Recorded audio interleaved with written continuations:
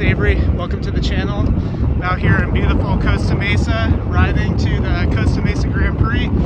It's super windy today, so that should make for an interesting race. On my whistle. All right, we're off. 50 magical minutes. Here we go. Right, we are off in the Costa Mesa Grand Prix on March 2nd, 2025. I was super excited for this race. Not only is the course like 3 miles from my apartment, but also this is where I recorded my first ever racing YouTube video. I did really well in that race. I ended up in the breakaway and got 4th place.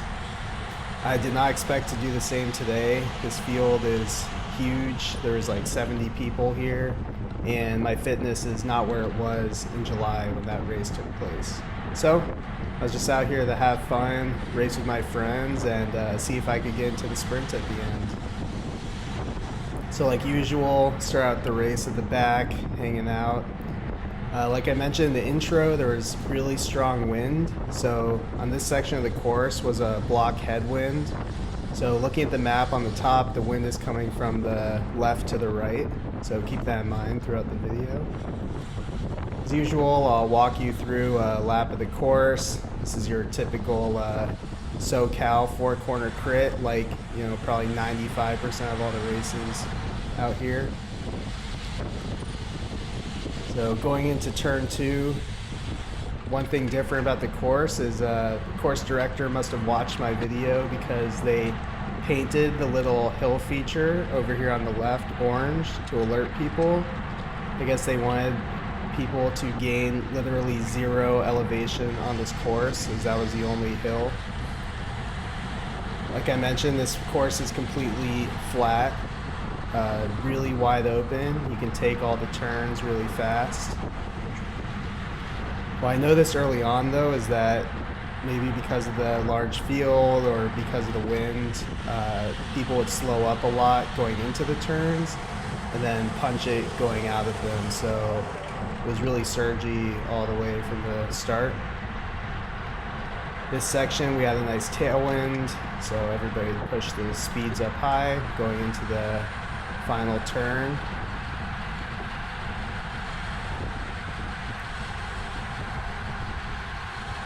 So here's the 4th corner.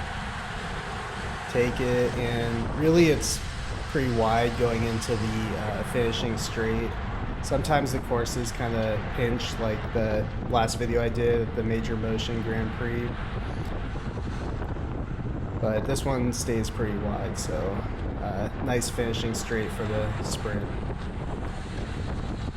The one kind of pinch point on this race, which I didn't notice last year, maybe because it was a smaller field and we didn't ride like 6 wide into the first turn, but the cones start out wide and then get narrower after we complete this turn, which caused some people to end up getting pushed out and then riding outside the cones into traffic. So a little bit sketchy and definitely something to watch out for. Skipping ahead a bit, we're going into turn 1. I end up taking in the outside line here. I see this guy in front of me giving a little bit of an effort, so I figured might as well follow him. Early on in the race, I like to find spots where I can move up easily, because it helps out later in the race when I need to move up to get ready for the sprint.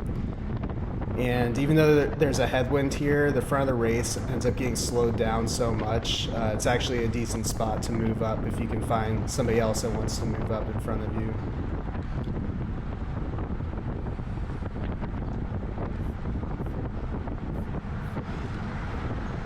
Now with that being said, because the wind is coming from the left to the right, when you go around this turn 2, you really want to be on the inside so that you're sheltered from the wind. Unfortunately, I was on the outside, so you can see here I'm doing a lot of power to try to stay in the front end of the race here.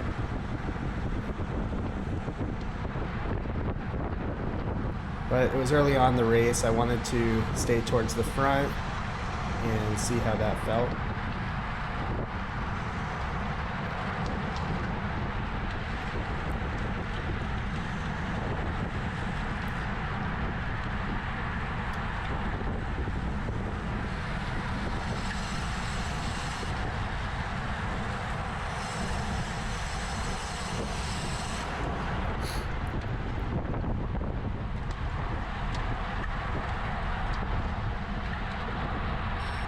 think here we were chasing down a group that was breaking away because the front of the race was pretty motivated, so I'm doing a lot of effort here. You can see my heart rate spiking up pretty high. Yeah, and you can see ahead that the field is starting to catch the group. Honestly, I didn't really expect the field to break and like split in this race, just because I know a lot of the people in here and everybody's pretty strong in this race. I did expect a breakaway to go at some point because of the strong headwind and because the last time I did this race, breakaway won it. So I was keeping an eye out for what would be like a decent break to get into.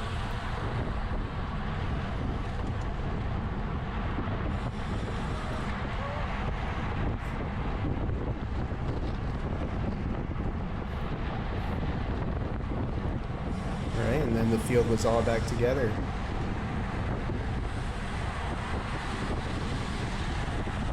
So skipping ahead a little bit, going through the start-finish line into turn 1.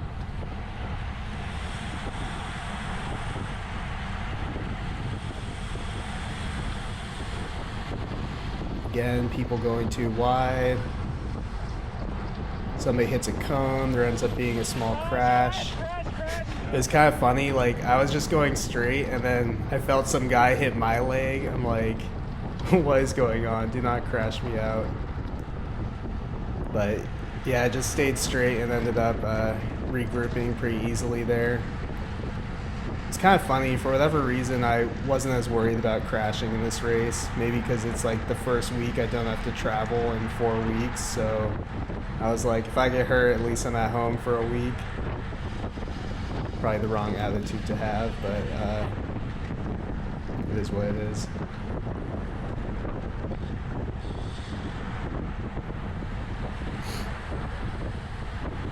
So going into turn 2 here, I think there was a small group off the front, and maybe it was some adrenaline from seeing the crash, but for whatever reason I just felt like giving it some effort here and seeing if I could motivate some people to come along with me up to the break. Again, I'm on the non-sheltered side, so I don't really know what I was thinking here. At the time, I didn't really feel like I was giving that much effort, but looking, I was doing like 500 watts, which is definitely a lot for me. So I give it some effort here, get to the front, get to take my turn the way I want to, which was fun. I pull over to the side and looked, and the field was basically right next to me. So I figured I would just kind of keep riding and see if somebody jumped over on my wheel, and then we could try to break away a bit. But nobody does, so I'm just out here by myself. Take the turn.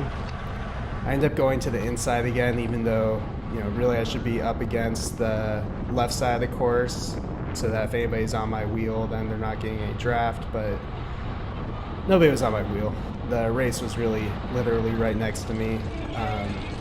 I did notice a few guys getting off the front a little bit, so I hop over here to slot in, and of course they let me slot in, because why not? So there's still some guys up the road. We take this turn, and we're single file. The whole field is right behind us though, so I realized at this point I wasn't going to take any poles or anything. The guy in front of us though, he kind of rides us into a pothole up here, and I hit the pothole and it kind of rattled me for a second. I had to like hit the brakes. I was worried I was going to hit the guy in front of me, so I just peel off to the side. Figure I'll slot into the peloton whenever it comes by.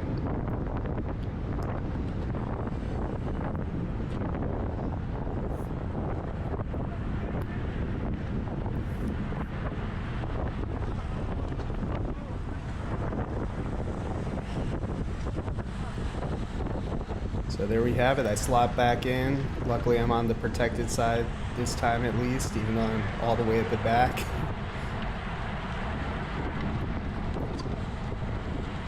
Alright, skipping ahead another lap, going into this fourth turn.